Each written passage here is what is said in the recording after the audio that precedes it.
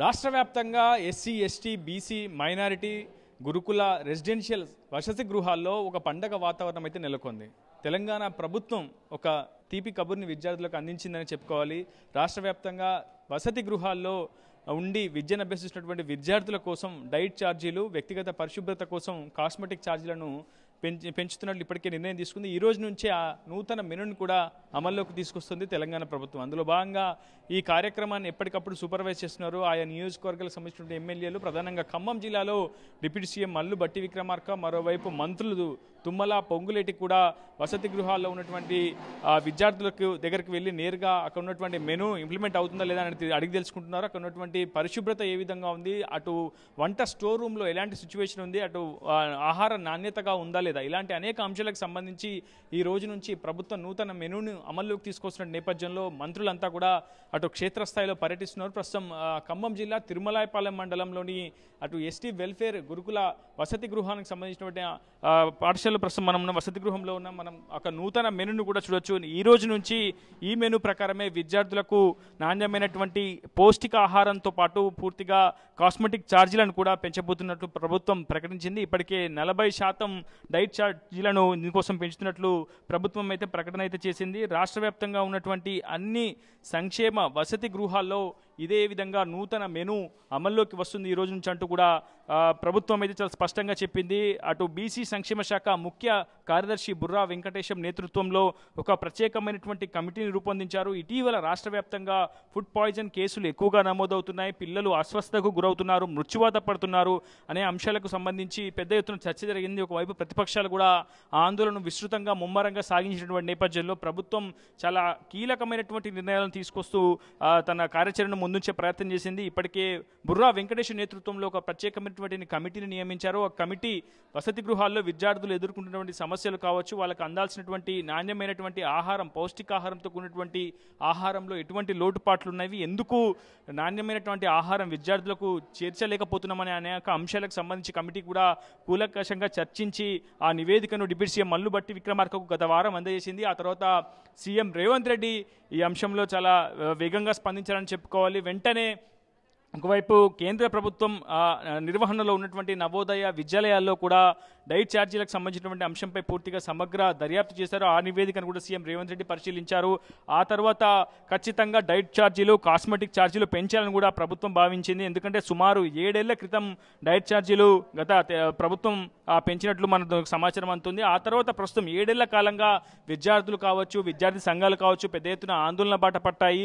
ఖచ్చితంగా ఒకవైపు వసతి గృహాల్లో పెద్ద ఎత్తున విద్యార్థులంతా కూడా ఆందోళన చెందారు. ఖచ్చితంగా తమకు నాణ్యమైనటువంటి ఆహారం అందట్లేదని, డైట్ ఛార్జీలు పెంచాల్సినటువంటి అవసరం ఉందని కూడా విద్యార్థి సంఘాలు ఎంతో గొంతెత్తి అరిచినప్పటికీ గత 7 ఏళ్ల కాలంగా అటు ప్రభుత్వం దానిపై పూర్తి స్థాయిలో దృష్టి సారించలేదని చెప్పుకోవాలి. కానీ ప్రస్తుతం ఆ తెలంగాణ ప్రభుత్వం సీఎం రేవంత్ రెడ్డి చాలా స్పష్టంగా గ్రీన్ ఛానల్ ద్వారానే దీనికి సంబంధించినటువంటి నిధులను కూడా మంజూరు చేయబోతున్నారు. ఎందుకంటే ఒకవైపు పౌష్టికాహారం, నాణ్యమైనటువంటి ఆహారం అనేది విద్యార్థులకు నిజంగా చాలా మంచి మేలు చేస్తుంది. ఒకవైపు వ్యక్తిగత పరిశుభ్రతకు, ఆరోగ్యం కోసం కాస్మెటిక్ ఛార్జీల పెంపు విషయంలో, బిల్లుల విడుదల విషయంలో ఎటువంటి అలసత్వం కానీ, నిర్లక్ష్యం కానీ, ఆలస్యం కానీ జరగకూడదని గ్రీన్ ఛానల్ ద్వారానే నిధుల మంజూరు జరగాలని చెప్పి ప్రభుత్వం భావించి అందులో భాగంగానే ప్రస్తుతం ఈ నూతనమైనటువంటి మెనూను ప్రస్తుతం ప్రభుత్వం అందుబాటులోకి తీసుకొచ్చింది. మనం చూడొచ్చు, మొత్తం 4 వారాల్లో, ఒక నెలలో మొత్తం 7 రోజుల పాటు అందించాల్సినటువంటి మెనూను స్పష్టంగా ఈ మెనూ ప్రకారమే ఇక నుంచి ఈ రోజు నుంచి ప్రతి ఒక్క విద్యార్థికి వసతి గృహాల్లో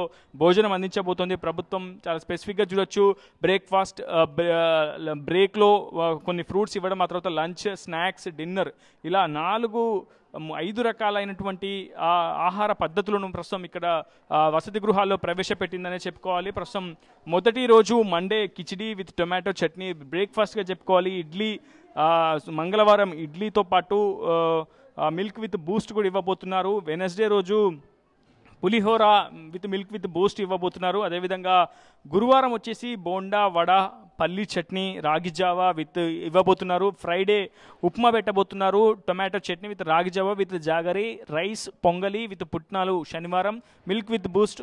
సండే రోజు వచ్చేసి పూరి విత్ చోలే మసాలా అంటూ కూడా మనం చాలా స్పష్టంగా బ్రేక్ఫాస్ట్కి సంబంధించినటువంటి అంశాన్ని మీకు చూపించే ప్రయత్నం. ఆ తర్వాత వచ్చినటువంటి బ్రేక్లో బనానా, గోవా అంటే జామ, బనానా, పపాయ, బనానా, ఇలా ప్రతిరోజు కూడా బ్రేక్లో ఒక ఫ్రూట్ అయితే కల్పించబోతున్నారు. ఆ తర్వాత లంచ్ అనేది చాలా కీలకం, ఎందుకంటే ప్రతి విద్యార్థికి పౌష్టికాహారం, నాణ్యమైనటువంటి ఆహారం అందించడమే ప్రభుత్వ లక్ష్యం. కాబట్టి లంచ్ విషయంలో మనం చూడొచ్చు, సోమవారం రోజు rice curry, aloo curry, capsicum, పాలకూర, దాల్, గీ, రసం, కర్డ్, పెరుగు, ఆనియన్ బాయిల్డ్ ఎగ్ కర్రీ ఇవ్వబోతున్నారు సోమవారం. మంగళవారం వచ్చేసి రైస్ కర్రీ, బీట్రూట్, దోసకాయ పప్పు, గీ, రసం, కర్డ్, బాయిల్డ్ ఎగ్ ఇవ్వబోతున్నారు. అంటే ప్రతిరోజు వెజ్, అంటే సోమవారం వెజ్, మంగళవారం వెజ్ ఉండబోతుంది, కానీ ఎగ్ మాత్రం కామన్గా ఇవ్వబోతున్నారు. ఎగ్ అనేది ఒక పౌష్టికాహారం కాబట్టి ఖచ్చితంగా మాంసకృతులు ఎక్కువగా ఎగ్ తీసుకోవడం వల్ల వస్తున్నాయి కాబట్టి సో ఆ బాయిల్డ్ ఎగ్ని మాత్రం ప్రతిరోజు క్యారీ చేస్తున్నారు. మరోవైపు బుధవారం వచ్చేసి మనకి bagara rice with chicken curry, meal maker kurma for vegetarian, curd sambar అంటూ కూడా మనం చూడొచ్చు. మనం బగారా రైస్, చికెన్ కర్రీ ప్రతి బుధవారం ఏర్పాటు చేయబోతున్నారు. ఆ తర్వాత గురువారం వచ్చేసి రైస్, కర్రీ, క్యారెట్, టొమాటో దాల్, రసము, curd, fried boiled egg curry ఇవ్వబోతున్నారు. శుక్రవారం వచ్చేసి రైస్ కర్రీ, చామగడ్డ, కందగడ్డ లేదా మునగాకు దాల్, గీ, రసం, కర్డ్, బాయిల్డ్ ఎగ్ కర్రీ ఇవ్వబోతున్నారు. సాటర్డే వచ్చేసి రైస్ కర్రీ, బెండకాయ, గీ, రసం, కర్డ్, టొమాటో బాయిల్డ్ ఇవ్వబోతున్నారు. బగారా రైస్. శనివారం వచ్చేసి మటన్ కర్రీ ఇవ్వబోతున్నారు. సో ఒకరోజు మటన్, ఒకరోజు చికెన్ అనేది చాలా స్పష్టంగా, అంటే మటన్ వచ్చేసి పూర్తిగా శనివారం మనకి bagara rice with mutton curry పెట్టబోతున్నారు.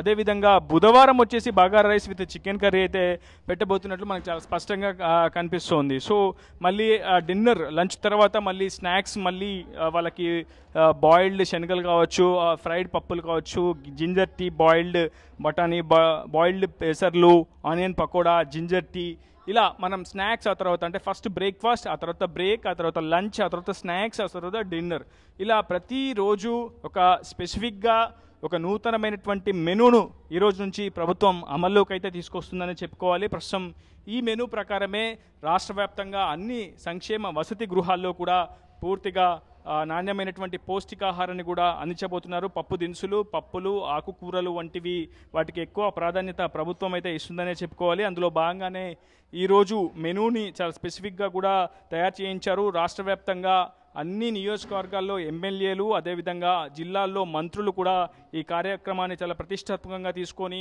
ప్రస్తుతం అన్ని పాఠశాలలోకి, గురుకుల వసతి గృహాల్లోకి మంత్రులు, ఎమ్మెల్యేలు వెళ్ళి నేరుగా ఈ కార్యక్రమాన్ని ప్రారంభించబోతున్నారు. మొత్తంగా రాష్ట్ర వ్యాప్తంగా 7,65,758 విద్యార్థులకు ఈ నూతన మెనూ అయితే అమలు చేయబోతుంది ప్రభుత్వం. దీని ద్వారా 400 కోట్లకు పైగా అదనపు భారం ప్రభుత్వం అయితే పడబోతుంది అనేది మనకు చాలా స్పష్టంగా అర్థమవుతుంది. ఒకవైపు డైట్ ఛార్జీలు 40%, మరో విధంగా కాస్మెటిక్ ఛార్జీలు కూడా చాలా పెద్ద మొత్తంలో పెంచినట్టు మనకు సమాచారం అయితే అందుతుంది. ఏదేమైనప్పటికీ ఇకపై 3 నుంచి 7 తరగతుల వరకు విద్యార్థులకు, వసతి గృహాల్లో నివాసం ఉండే విద్యార్థులకు 44.33 రూపాయలు వెచ్చించబోతుంది. 8వ తరగతి నుంచి 10వ తరగతి ఉన్న వారికి 51 రూపాయల 33 పైసలు, ఇంటర్ ఆ పైన విద్యార్థులకు 70 రూపాయలు వెచ్చించబోతుంది ప్రభుత్వం. ప్రతి ఒక్క విద్యార్థిపై ఈ స్థాయిలో ఒక పౌష్టికాహారం కావచ్చు, వ్యక్తిగత పరిశుభ్రత కోసం అయితే ఈ స్థాయిలో నిధులు అయితే వెచ్చించబోతున్నారు. 2017లో చివరిసారిగా సంక్షేమ గృహాల్లో ఈ డైట్ ఛార్జీలు పెంచడం జరిగింది. ఆ తర్వాత ఇప్పటి వరకు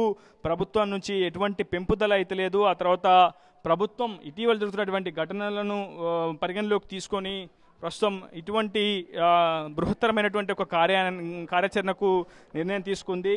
ప్రధానంగా డైట్ ఛార్జీల పెంపు, అదేవిధంగా కాస్మెటిక్ ఛార్జీల పెంపు నిర్ణయాన్ని అయితే ప్రభుత్వం ఆమోదించింది. ఈ రోజు నుంచి అమల్లోకి తీసుకొచ్చబోతోంది. ఈరోజు కూడా అటు మంత్రులు కూడా, ఎమ్మెల్యేలు కూడా, అధికారులు కూడా, ప్రభుత్వ అధికారులు కూడా పూర్తి స్థాయిలో ఈ కార్యక్రమాన్ని పర్యవేక్షిస్తున్నారు. మనం ప్రస్తుతం చూస్తున్నాం. గతంలో అరకూర నిధులతో గత ప్రభుత్వం అయితే డైట్ ఛార్జీలు పెంచడం ద్వారా ఆ నిధులు కూడా సరిగ్గా బిల్లులు రాక చాలా పెద్ద మొత్తంలో విద్యార్థులంతా కూడా ఆందోళన చెందారు, ఆవేదన చెందారు. సరైన నాణ్యమైనటువంటి ఆహారం అందట్లేదని కూడా ఆందోళన చెందినటువంటి సిచ్యువేషన్ ఉంది. కానీ ప్రస్తుతం ఈ డైట్ ఛార్జీలు పెంచడం ద్వారా వాళ్ళకి నాణ్యమైనటువంటి ఆహారాన్ని అందించే ప్రయత్నం ప్రభుత్వం చేస్తుందని చెప్పుకోవాలి. ప్రస్తుతం తిరుమలాయపాలెం గిరిజన వసతి గృహంలో ప్రస్తుతం మనం ప్రస్తుతం చూస్తున్నాం. చాలా మంచి వంటలు ప్రస్తుతం వాళ్ళు తయారు చేసి విద్యార్థుల కోసం అందుబాటులోకి ఉంచారు. నాణ్యమైనటువంటి ఆహారాన్ని కూడా అందుబాటులోకి ఉంచారు. గత కొద్దిసేపటి క్రితం మంత్రి పొంగులేటి శ్రీనివాసరెడ్డి ఈ వసతి గృహంలోని స్టోర్ రూమ్ని కూడా తనిఖీ చేశారు. ఎక్కడ ఎటువంటి అపరిశుభ్రత కనిపించకూడదని కూడా కొన్నటువంటి సిబ్బందికి అయితే ఆదేశాలు సూచనలు జారీ చేశారు. ఈ నేపథ్యంలోనే ప్రస్తుతం అక్కడ అధికార యంత్రాంగం అంతా కూడా అప్రమత్తమైంది. విద్యాశాఖ అధికారులు, వసతి గృహానికి సంబంధించినటువంటి సిబ్బంది కూడా ప్రస్తుతం అప్రమత్తమయ్యారనే చెప్పుకోవాలి. ప్రస్తుతం మనం చూస్తున్నాం సాంబార్లో సొరకాయ కావచ్చు, కరివేపాకు, మిర్చి ఇటువంటివన్నీ చాలా స్పష్టంగా కనిపిస్తున్నాయి. గతంలో చాలా అంటే కేవలం సాంబార్ అంటే నీళ్ళలానే కనిపించేది. ఎక్కడా కూడా వాళ్ళకి అందులో ఉండాల్సినటువంటి పౌష్టికాహారానికి సంబంధించినటువంటి ఆ ముడిసరికి అంతా కూడా ఉండకుండా ఉండే. ఎందుకంటే ఈసారి విద్యార్థులకు డైట్ ఛార్జీలు పెంచడం ద్వారా ప్రస్తుతం వాళ్ళన్నిటికీ కావాల్సినటువంటి సాంబార్లో ఉండాల్సినటువంటి అన్ని కరివేపాకు కావచ్చు, సొరకాయ కావచ్చు, మిర్చి వంటివన్నీ కూడా వేసే ప్రయత్నం ఇక్కడ ఉన్నటువంటి ఏజెన్సీ కావచ్చు సిబ్బంది చేస్తున్నారు. ఒకవైపు దీనికి సంబంధించినటువంటి కాంట్రాక్టర్లు కూడా ఎక్స్పైరీ అయినటువంటి ముడి సరుకును, వంట సరుకును తెప్పించకూడదని చెప్పి కూడా ప్రభుత్వం సీరియస్గా భావిస్తోంది. ప్రస్తుతం దీనికి సంబంధించినటువంటి దాదాపు అన్ని రకాల పరిస్థితి చేశారు. ఈరోజు ఒక పండగ వాతావరణం వసతి గృహాల్లో నెలకొందని చెప్పుకోవాలి. ఈరోజు కార్యక్రమం మొదటి రోజు కావడంతో ప్రత్యేకంగా కూడా ఆ సేమియాలు, తీపి పదార్థాలు కూడా తయారు చేశారు. విద్యార్థులకు కూడా అన్ని రకాల వంటలను అయితే వడ్డించబోతున్నారు. అయితే గతానికి ఇప్పటికీ ఉన్నటువంటి తేడా ఏంటో కూడా మనం తెలుసుకునే ప్రయత్నం చేద్దాం. గతంలో ఎట్లా ఉండేది ఆహారం, ప్రస్తుతం ఎట్లా ఉందండి? గతంలో ఎలా ఉండేది? గతంలో కంటే ప్రస్తుతం ఈ యొక్క ఆహారం చాలా బాగుందండి. ప్రభుత్వం పెంచినటువంటి ఈ డైట్ ఛార్జీల వల్ల విద్యార్థులకి ఎంతగానో ఉపయోగపడుతుంది. అందులో చదువు అంటే ఈ గురుకులంలో చదువుకున్నటువంటి పేద విద్యార్థులకి ముఖ్యంగా ఈ యొక్క డైట్ ఛార్జీలు పెంచడం వల్ల వాళ్ళు సంతృప్తిగా భోజనం చేసేటువంటి అవకాశం ఉంటుంది. సరే, ఒకసారి మనం చూద్దాం గతంలో అమలు చేసినటువంటి మెనూ ఇది. సో మనం ఇక్కడ చాలా స్పష్టంగా చూడొచ్చు గతంలో అమలు చేసినటువంటి మెనూ. కానీ ఈ మెనూ ప్రకారం ఇవి వడ్డించాలన్నా కానీ, ఎందుకంటే 2017 తర్వాత నిత్యావసర సరుకుల ధరలు కూడా రెట్టింపయ్యాయి. దాదాపు సామాన్యుడికి అందుబాటులో లేని ధరలు ప్రస్తుతం మనం బహిరంగ మార్కెట్లో చూస్తున్నాం. కానీ ప్రస్తుతం ఈ రెట్టింపు ధరలకు సరిపడా అయినటువంటి బిల్లులను ప్రస్తుతం ప్రభుత్వం మంజూరు చేయలేకపోవడంతో ఈ సమస్యలు వస్తున్నాయని చెప్పి కొన్నటువంటి ఏజెన్సీ నిర్వాహకులు కావచ్చు, అటు పాఠశాల వసతి గృహ సిబ్బంది కూడా చెప్తున్నారు. ప్రస్తుతం మనం చూడొచ్చు గత మెనూకి ఈ మెనూకి చాలా స్పష్టమైనటువంటి తేడాను కూడా మనం గమనించవచ్చు. ఇప్పుడు నూతన మెనూలో బుధవారం చికెన్ పెడుతున్నారు, మరోవైపు శనివారం కూడా మటన్ పెడుతున్నారు. సో చాలా వారంలో 2 రోజుల పాటు మటన్, చికెన్ అందుబాటులోకి తీసుకొస్తుంది. ఈ వసతి గృహంలో ఎంతమంది విద్యార్థులు ఉంటారు? ఓవరాల్గా ఎంతమంది ఉన్నారు మన దగ్గర? ప్రస్తుతం ఈ యొక్క గురుకులంలో 475 పైగా విద్యార్థులు విద్యను అభ్యసిస్తున్నారు. అందరూ కూడా గిరిజన ప్రాంతానికి చెందినటువంటి విద్యార్థులు. సో ఉదయం బ్రేక్ఫాస్ట్, ఆ తర్వాత మళ్ళీ బ్రేక్ ఉంటుంది, తర్వాత లంచ్, ఆ తర్వాత మళ్ళీ బ్రేక్, వాళ్ళకి స్నాక్స్ ఇవ్వడం కావచ్చు, ఆ తర్వాత డిన్నర్ జరుగుతుంది. ఇలా ఒక్కో విద్యార్థికి గత మెనూ ప్రకారం ఎంత వెచ్చించింది ప్రభుత్వం? పూర్తిగా ఐడియా. సో ఇప్పుడు వార్డెన్ గారు ఒకసారి కొంచెం పిలిపించే ప్రయత్నం చేయండి ఆ లోపు. మనం చూస్తున్నాం ఈ మెనూ ప్రకారం గతంలో విద్యార్థులకు నాణ్యమైనటువంటి ఆహారాన్ని వడ్డించే ప్రయత్నం అప్పటి ప్రభుత్వాలు చేశాయి. కానీ ప్రస్తుతం ఈ 11 నెలల కాలంలో వచ్చినటువంటి ఫిర్యాదులు, ఆ తర్వాత ప్రభుత్వం వేసినటువంటి ప్రత్యేక కమిటీ ఒక ప్రత్యేకమైనటువంటి నివేదికను సీఎంకి అందజేసిన తర్వాత ఎన్నో మార్పులు చేర్పులు చేశారు. డైట్ ఛార్జీలు 40% పెంచారు. కాస్మెటిక్ ఛార్జీలు కూడా ప్రస్తుతం దాదాపు పెంచినటువంటి సిచ్యువేషన్ ఉంది. మన వసతి గృహాల్లో మొత్తం 475 మంది విద్యార్థులు ఉన్నారని చెప్తున్నారు. ఇప్పుడు మెనూ ప్రకారం డైట్ ఛార్జీలు ప్రభుత్వం పెంచింది. గతంలో ఒక్క విద్యార్థికి ప్రభుత్వం ఎంత వెచ్చించింది అందాజు? గతంలో ఇంటర్మీడియట్ పిల్లలకి 50 రూపీస్ ఇచ్చే సార్, ఇప్పుడు అది 70 రూపీస్ అయింది సార్. ఇది 70 రూపీస్ అయింది. అంటే అప్పటికి ఇప్పటికి ఉన్నటువంటి తేడా, పాత మెనూ ప్రకారం వారంలో ఎన్ని రోజులు నాన్ వెజ్ పెట్టేవారు, ఈ మెనూ ప్రకారం ఎన్ని రోజులు పెడుతున్నారు? ఒక్కో విద్యార్థికి అంటే 3వ తరగతి నుంచి 7వ తరగతి వరకు, 8వ తరగతి నుంచి 10వ తరగతి ఎంత ఆ వేరియేషన్ ఎట్లా ఉంది? ఇంతకుముందు సార్ మనకి అది నెలకి 4 సార్లు చికెన్ పెట్టేది. ఇప్పుడు ఏం చేస్తున్నామంటే మధ్యలో మాకు బుధవారం కూడా చికెన్ ఉంది, అది పెడుతున్నాము. ఇప్పుడు కొత్త మెనూ ప్రకారంగా మటన్ వచ్చింది. ఆ మటన్ కూడా మేము మంత్లీ ట్వైస్ ఏర్పాటు చేయడానికి మేము అన్ని సన్నాహాలు చేసుకుంటున్నాం సార్. ఇది అట్లా ఇది సార్. ఇది మెనూ పెంచడం వల్ల మంచిగా పిల్లగాళ్ళకి మంచిగా లాభం అవుతుంది సార్. మెనూ ప్రకారం ఫాలో అవడానికి ఎంతగానో ఉపయోగకరంగా ఉంటుంది సార్. అట్లా 7 ఏళ్ల క్రితం డైట్ ఛార్జీలు పెంచారు, మళ్ళీ ఇప్పుడు పెంచారు. సో ఈ మధ్యకాలంలో నిత్యావసర సరుకుల ధరలు కూడా చాలా భారీగా పెరిగాయి. ఆయిల్ కావచ్చు, దానికి సంబంధించినటువంటి కూరగాయల ధరలు కూడా చాలా భారీ మొత్తంలో పెరిగాయి. సో ఇంతకాలం ఎలా నెట్టుకొచ్చారు సార్? పిల్లగాళ్ళకి కొన్ని స్పెషల్స్ అనేవి అది పెట్టకుండా పిల్లగాళ్ళకి మంచి భోజనం పెట్టుకుంటా వచ్చారు సార్. ఇంకా ఇప్పుడు పిల్లగాళ్ళకి మంచిగా ఫ్రూట్స్ స్పెషల్ ఫ్రూట్స్ తర్వాత మటన్ కూడా పెట్టడానికి ఏర్పాటు చేస్తాం సార్. అట్లా అవును సార్. సో కాస్మెటిక్ ఛార్జెస్ కూడా పెంచారు కదా, ఇది ఎట్లా ఉపయోగపడుతుంది విద్యార్థులు? పిల్లగాళ్ళకి చాలా ఉపయోగపడుతుంది సార్. ఇంతకుముందు ఉన్న రేటు కంటే ఇప్పుడు ఉన్న రేటుకి వాళ్ళకి కావాల్సిన మినిమం అన్ని సఫిషియెంట్ సరిపోతుంది సార్. అంటే పేరెంట్స్ పైన ఆధారపడకుండా చక్కగా సరిపోతుంది సార్. ఇప్పుడు ఈ వంట ఏజెన్సీ ఉంటుందా ఇక్కడ? ఎవరు వంట చేసే సిబ్బంది అంతా కూడా? ఇది మాకు ఇక్కడ వీళ్ళు అవుట్ సోర్సింగ్ ఏజెన్సీ ఉంది సార్. ఇది వాళ్ళ ద్వారా వాళ్ళు మాకు పంపిస్తారు. ఇక్కడ వాళ్ళ సిబ్బంది ఉన్నారు? సిబ్బంది అంటే వంట చేసి వాళ్ళు లోపల ఉన్నారు సార్. వాళ్ళు ఉన్నారు సార్. మనం చూడొచ్చు, గత ప్రభుత్వం ఇచ్చినటువంటి డైట్ ఛార్జీలతో పోలిస్తే ఈసారి కొంత నిధుల పెంపకం వల్ల విద్యార్థులకు నాణ్యమైనటువంటి ఆహారాన్ని అందించే అవకాశం ఏర్పడిందని చెప్పినటువంటి వసతి గృహ సిబ్బంది కూడా చెప్తున్నారు. ఇలా డైట్ ఛార్జీలు పెంచడం ద్వారా నాణ్యమైనటువంటి పౌష్టికాహారాన్ని కూడా విద్యార్థులకు అందజేయవచ్చని చెప్తున్నారు. ఏదేమైనా ప్రభుత్వం తీసుకున్న ఈ నిర్ణయం విద్యార్థులకు మాత్రం చాలా మంచి సత్ఫలితాలను ఇస్తుందని చెప్పుకోవాలి. ఎందుకంటే రేపటి భవిష్యత్తుకు విద్యార్థులే కీలకం కాబట్టి ఈరోజు వారికి నాణ్యమైనటువంటి ఆహారాన్ని అందించడం, వ్యక్తిగత పరిశుభ్రతకు ఉపయోగపడే విధంగా కాస్మెటిక్ ఛార్జీలను పెంచడం ద్వారా రేపు వారంతా కూడా ఒక ఆరోగ్యవంతమైనటువంటి సమాజాన్ని, ఒక భవిష్యత్తును కూడా నిర్మించే అవకాశం ఉందని చెప్పి అందరూ భావిస్తున్నటువంటి పరిస్థితి. ఇది వీడియో స్నేహితులతో రిపోర్టర్ ఉదయ్, RTV ఖమ్మం తిరుమలాయపాలెం వసతి గృహం నుంచి. మరిన్ని వీడియోస్ కోసం ఛానల్ ని సబ్స్క్రైబ్ చేయండి. లేటెస్ట్ అప్డేట్స్ కోసం వాట్సాప్ ఛానల్ ని ఫాలో అవ్వండి. ఆ లింక్ డిస్క్రిప్షన్ లో ఉంది.